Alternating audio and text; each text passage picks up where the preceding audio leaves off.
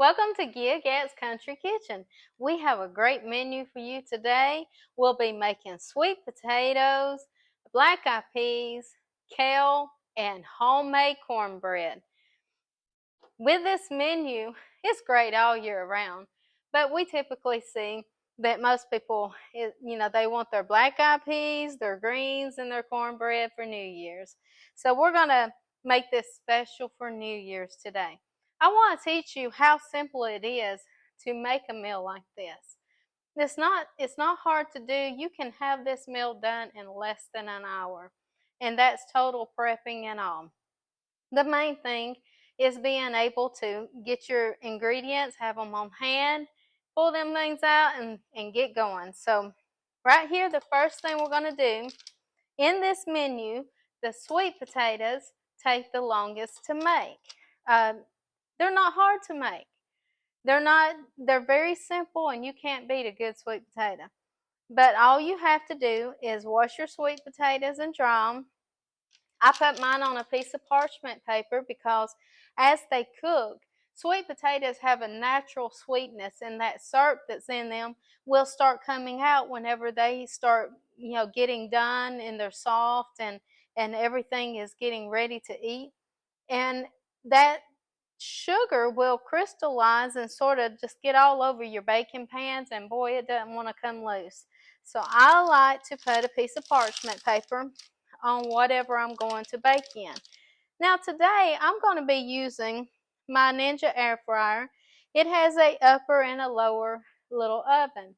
Now you can use your stove oven, put both of the cornbread and the sweet potatoes. They're both going to cook at 400 degrees. Put them both in the oven at the same time. It's okay. Don't sweat it. Just use what you have. I'm doing this because this is my kitchen to be able to show you all this wonderful cooking. And so I'm just going to use what I have right here. Okay. I like to take, this is an avocado oil. It's a good healthy oil for you. And just take and just put a little bit on the potatoes like this. And with clean, nice hands, just take and rub that oil all over those potatoes. Toss them and rub them good and lay them down on the paper wherever there's room.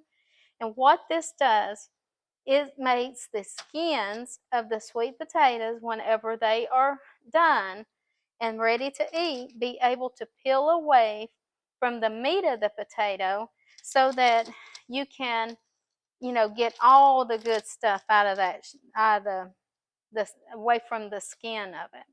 So let me wipe my hands. And this is all there is to making a great sweet potato. Now you got to bake it. You want to bake it until you can put a fork in it and it goes in it real nice and easy. The potato is soft if you squeeze it, and that you'll know it's done. All right.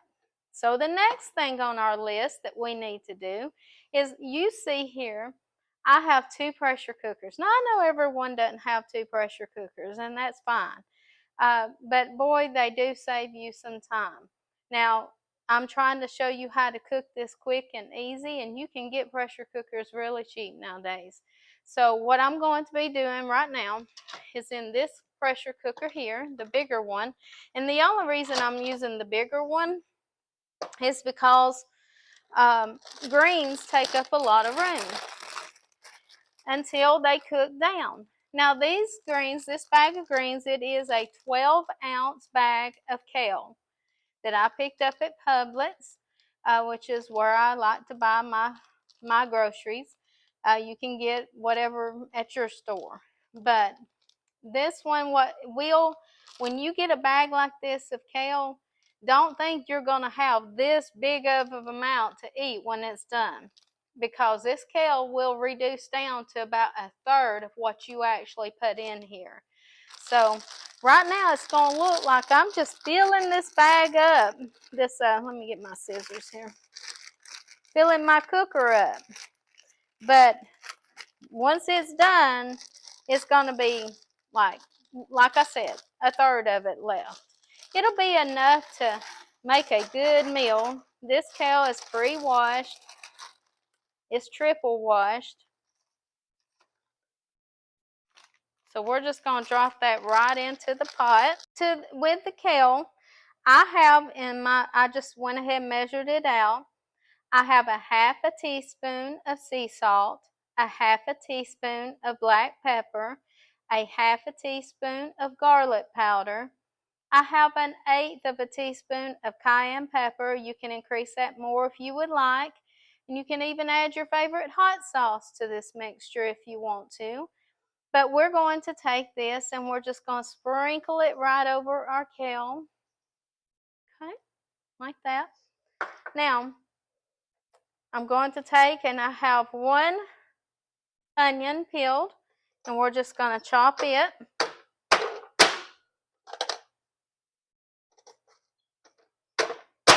Okay, now we're going to take that and we're just going to throw that right in with the kale. Let's get all that goodness out of there. These are sweet onions. I like to cook with sweet onions. You can use a yellow onion. Whatever you have on hand, whatever you prefer is fine. Okay. Now, I'm going to take a little bit of liquid smoke. And this is my preference. You do not have to add this in.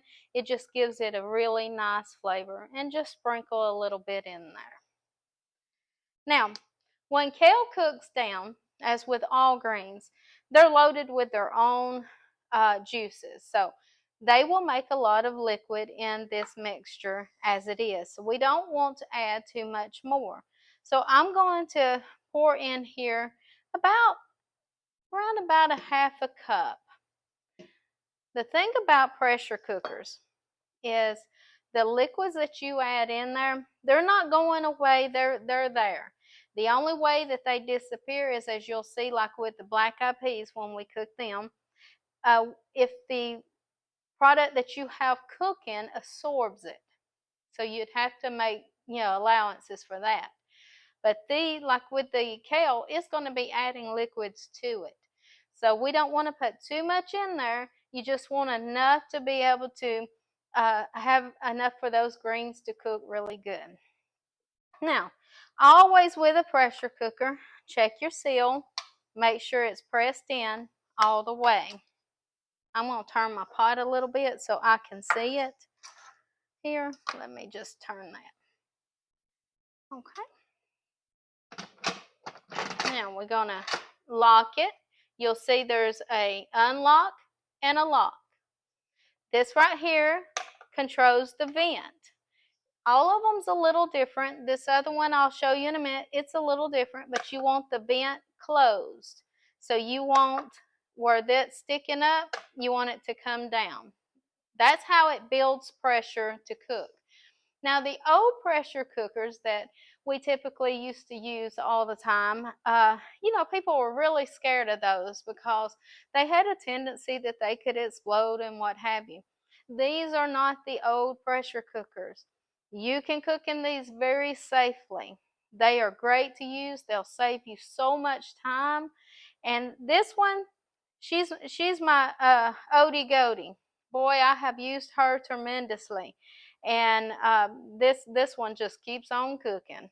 I've went through a lot of pressure cookers over the years, raising my family, but this one has been my favorite. So I'm just going to hit the stew button on that one. It's a preset on it. It works great for kale. You don't have to cook it for that 30 minutes. Kale cooks faster than that, but the stems themselves, I do not want a tough stem. I want a very tender stem in my kale. So any of the stems that's left in there, that will take care of it. You'll see it'll come out perfect. That's all you do. There's no standing over it, stirring it. There's no, having to keep it from burning. It's not going to. It's going to cook perfect. And you just let it do what it needs to do. Okay? Now we're going to move on over here. And we're going to knock out these things so that when we are ready to get that cornbread in, everything will be done about the same time. All right. This one's a little bit smaller. It's not as big as that one. I love to cook my beans and things like that in it. A quick mashed potatoes takes maybe 10 minutes. Glazed carrots. I mean, you can really do things quick. So what I did was I took one package of black eyed peas and I just picked through them, made sure there was no bad peas in there, and I rinsed them with some good hot water. And we're just going to pour those right into the pot. Okay. I have a teaspoon of salt and a 3/4 teaspoon of black pepper. We're just going to sprinkle right in. Generally, with a pound of any type of beans, you generally will need to cook them with about a teaspoon of salt. Give or take, depending on your diet and what you need. You can use other flavorings in your beans to eliminate salt altogether. That's another video. Okay, we're going to put a little bit of oil. We're just going to do that around. That's about a tablespoon of oil. And there again, I like a little bit of liquid smoke in my black eyed peas.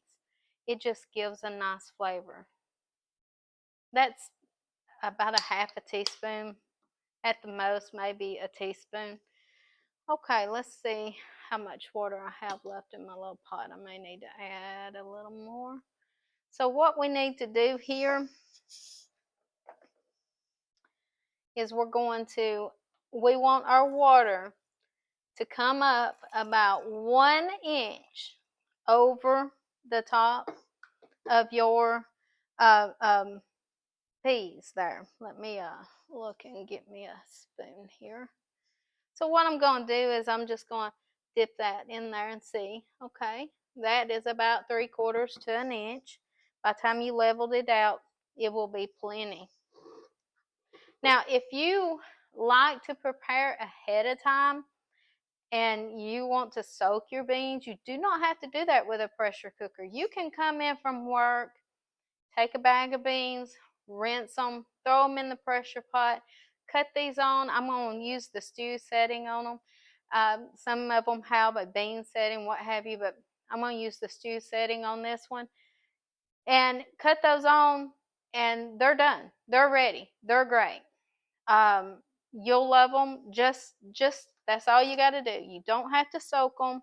There's no added extra work that you're going to have to do.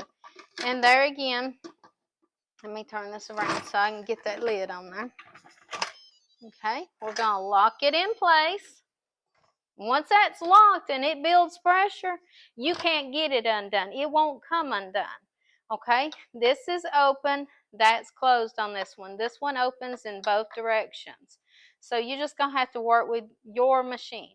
So I'm going to close the vent and we're going to cut this on the stew setting. I think it's that one, right? Yeah. Okay. All right. So we have right now already cooking. We have our sweet potatoes, we have our kale, and we have our black eyed peas. Okay, it's on to cornbread now. We got the good stuff coming.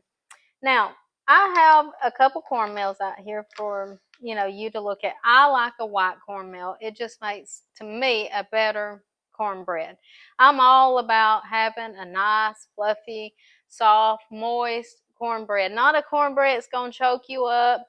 You want a good cornbread. Okay, you can pick this one up at your local, usually your local grocery stores. It's a Bob's Red Mill cornmeal, and it's really good. Now, it's more of your yellow cornmeal. I like I said, the white cornmeal. And I just get this one from a local area here, and it's just one of my favorites. If you get a chance and you get to go down to Cades Cove, now that's where you can get you some good cornmeal. Just stop by their store and grab you a bag there. It makes great cornbread. All right, so here's the recipe, and I will have you the recipe in the description, so don't worry if you don't catch it all right now. As you know from my previous videos, I am all about sifting the flour and the baking powder. I make my own baking powder. I use a cream of tartar, arrowroot, and baking soda. And I will explain that in the details below as well. So you want to always sift so that you don't get no lumps of anything in your cornbread, your biscuits, bread, what have you you're making, because baking soda tends to clump together. And you'll bite into it and you'll get like a little hunk of that in something, and it's not nice. So I prefer to sift. And so what I have right now is we're going to put our 2 cups of all-purpose flour. Okay, I'm going to put that right in my sifter.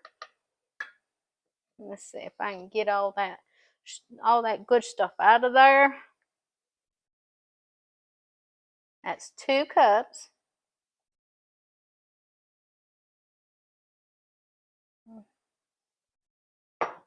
And I have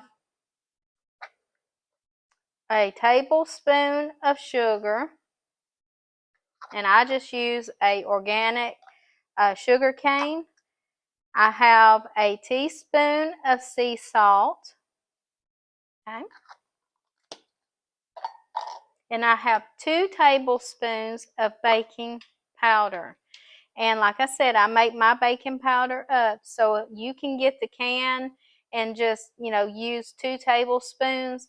I pre-made mine. So if you were going to make yours, you would use a tablespoon of the cream of tartar, and you would use a half a tablespoon of each of the arrowroot and of the baking soda. Okay, we're just going to pour that right in here, and we're going to sift that together.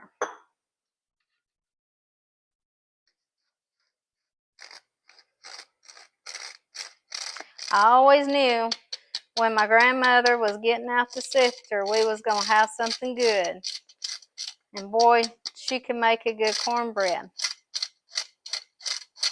Now, this recipe here, I always try to make a recipes healthier for you, lower cost, but do not sacrifice any of the taste.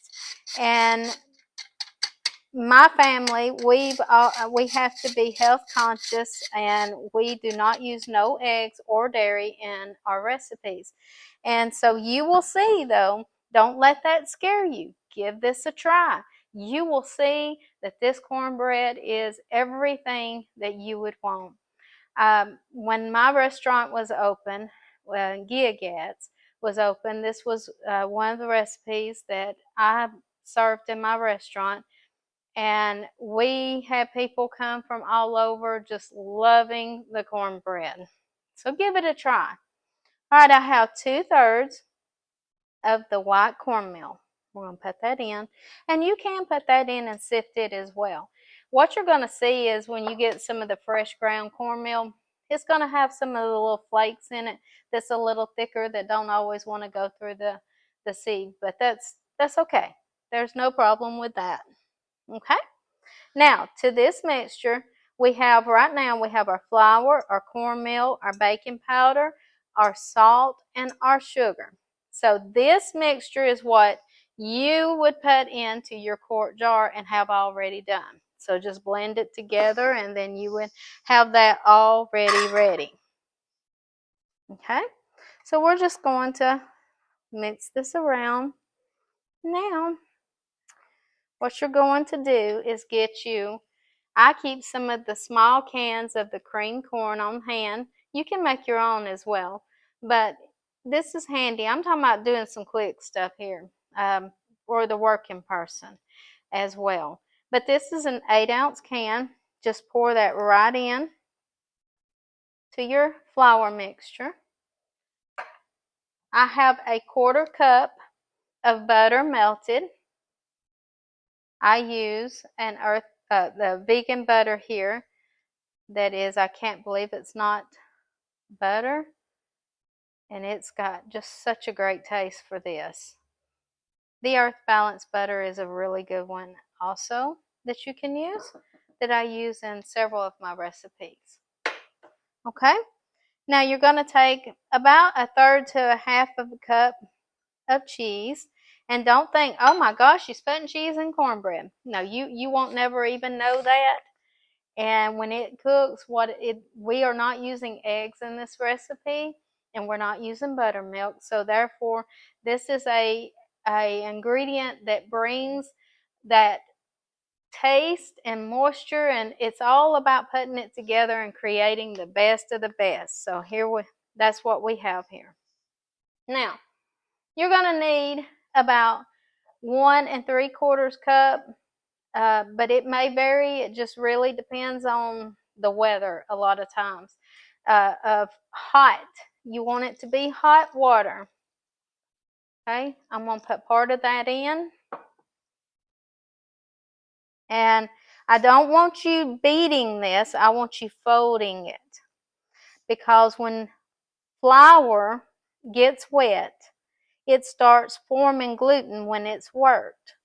And we don't want gluten to get too tight in here in this recipe, because we want our bread to be very soft and fluffy. That's our goal. On top of that, when you add the hot water, what it's going to do is start activating the baking powder. And it is going to start causing lift. And that's what we want. Okay. All right. Just get that mixed in. Don't try to get all the lumps out. Just make sure you get, down deep, and you pull up any flour that has not gotten mixed in there yet. We're not worried about getting all the lumps out. Just gently fold. Okay, that's ready. Now, just pour your batter into it. Get all that good stuff out of there.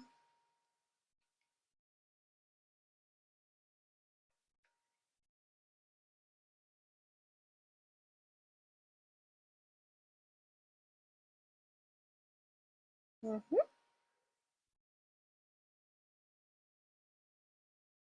There you go. Now, look, I'm slinging it places. Just sort of get that all smoothed out there.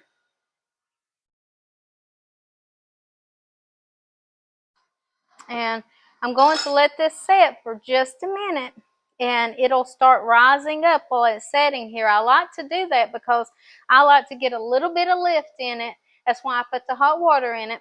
I want to get a little bit of lift in it before it goes into the oven. It doesn't take but just a few minutes, and we'll pop it on in the oven.